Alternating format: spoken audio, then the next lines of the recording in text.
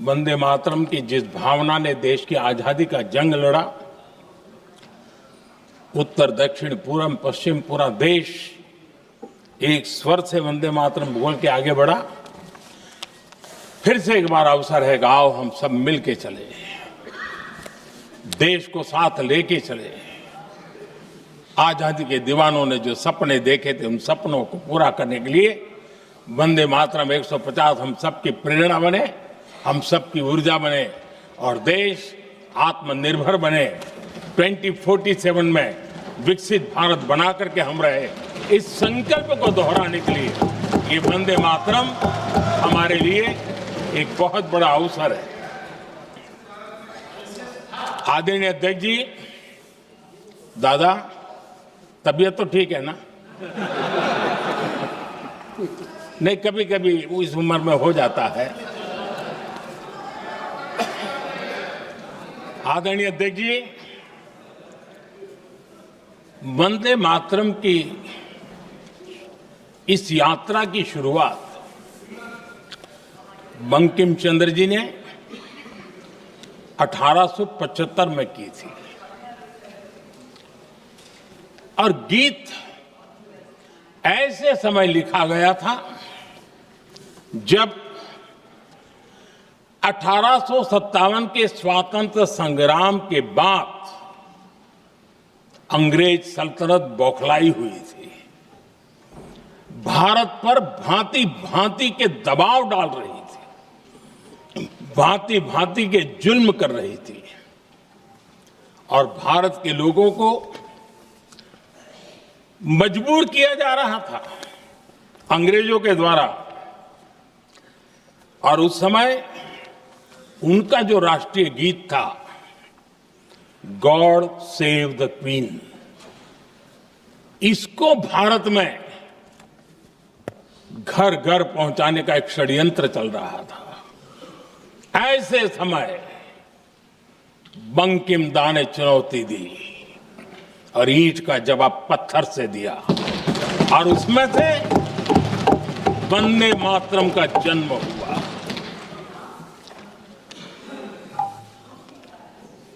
इसके कुछ वर्ष बाद 1882 में जब उन्होंने आनंद मठ लिखा तो इस गीत का उसमें समावेश किया गया। आदरणीय अध्यक्ष जी,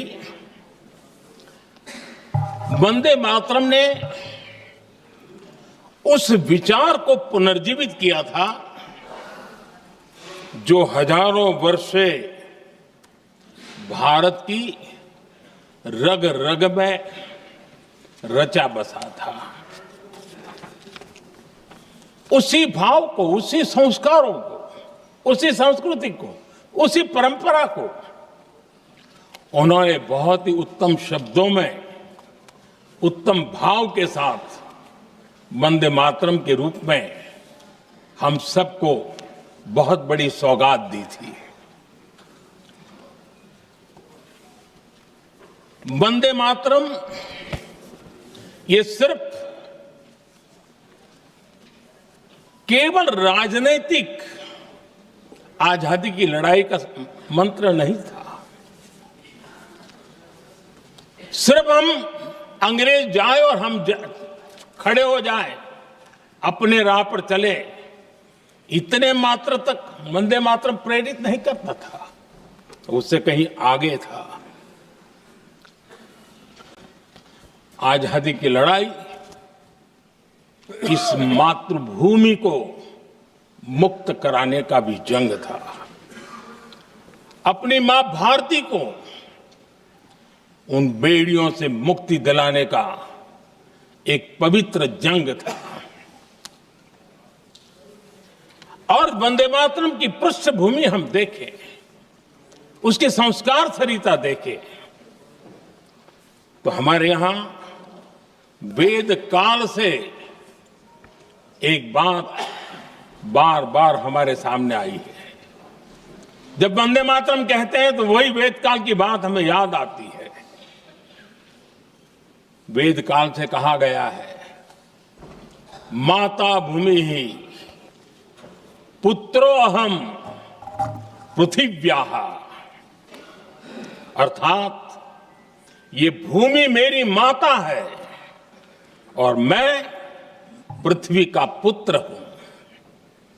आदरणीय अध्यक्ष जी, यही वो विचार है जिसको प्रभु श्री राम ने भी लंका के वैभव को छोड़ते हुए कहा था,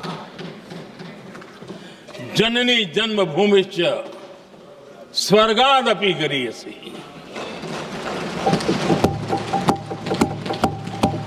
वंदे मातरम यही महान सांस्कृतिक परंपरा का एक आधुनिक अवतार है। आदरणीय अध्यक्ष जी, बंकिम दा ने जब वंदे मातरम की रचना की तो स्वाभाविक ही वो स्वतंत्रता आंदोलन का स्वर बन गया। पूरब से पश्चिम, उत्तर से दक्षिण, वंदे मातरम हर भारतीय का संकल्प बन गया। इसलिए वंदे मातरम की स्तुति में लिखा गया था,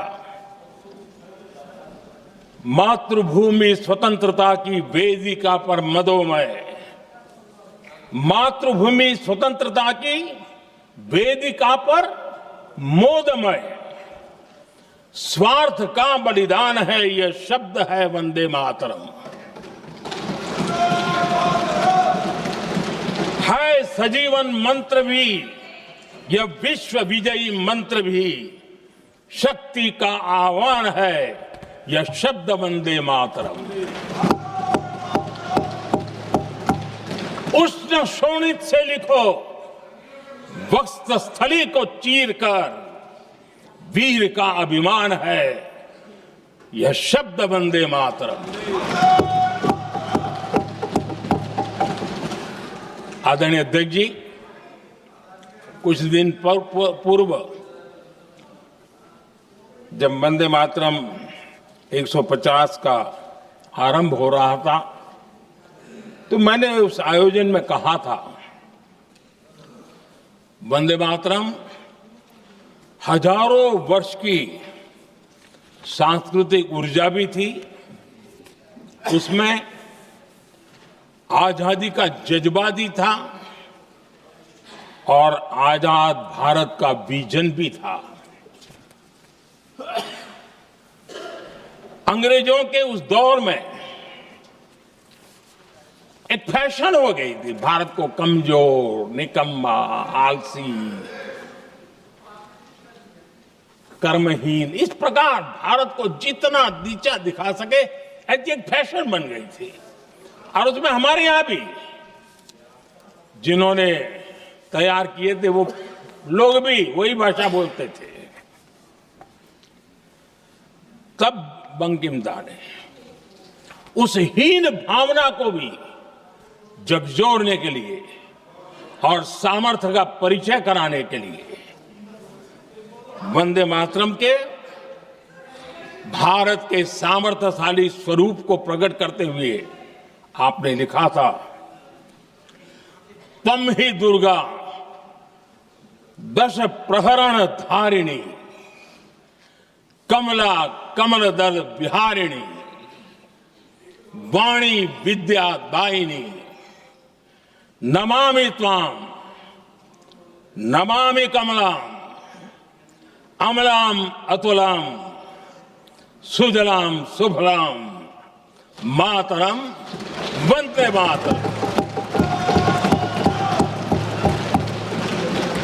अर्थात भारत माता ज्ञान और समृद्धि की देवी भी है और दुश्मनों के सामने अस्त्र शस्त्र धारण करने वाली चंडी भी है। अध्यक्ष जी, ये शब्द, ये भाव, ये प्रेरणा गुलामी की हताशा में हम भारतीयों को हौसला देने वाले थे। इन वाक्यों ने तब करोड़ों देशवासियों को यह एहसास कराया कि लड़ाई किसी जमीन के टुकड़े के लिए नहीं है। ये लड़ाई सिर्फ सत्ता के सिंहासन को कब्जा करने के लिए नहीं है।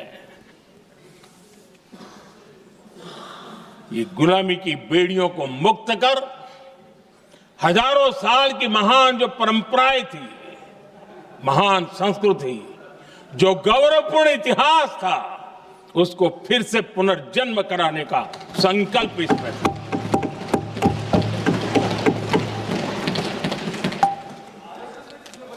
आदरणीय अध्यक्ष जी,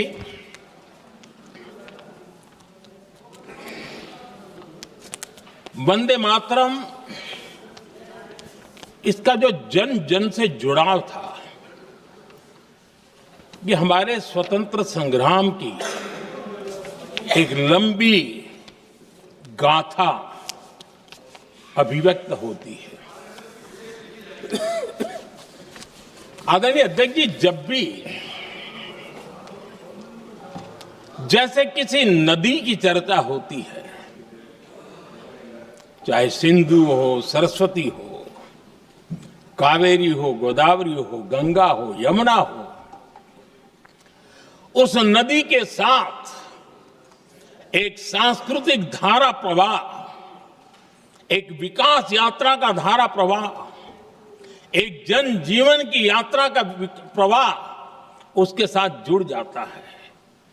लेकिन क्या कभी किसी ने सोचा है कि आजादी जंग के हर पड़ाव, वो पूरी यात्रा वंदे मातरम की भावनाओं से गुजरता था, उसके तट पर पल्लवित होता था। ऐसा भाव काव्य शायद दुनिया में कहीं उपलब्ध नहीं होगा। आदरणीय अध्यक्ष जी,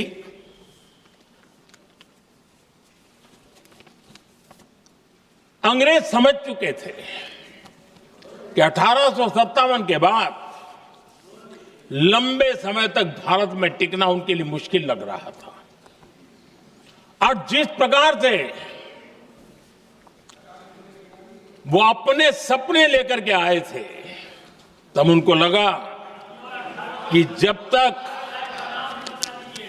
तक भारत को बांटेंगे नहीं, जब तक भारत को टुकड़ों में नहीं बांटेंगे, भारत में ही लोगों को एक दूसरे से लड़ाएंगे नहीं, तब तक यहां राज करना मुश्किल है। और अंग्रेजों ने बांटो और राज करो इस रास्ते को चुना और उन्होंने बंगाल को इसकी प्रयोगशाला बनाया।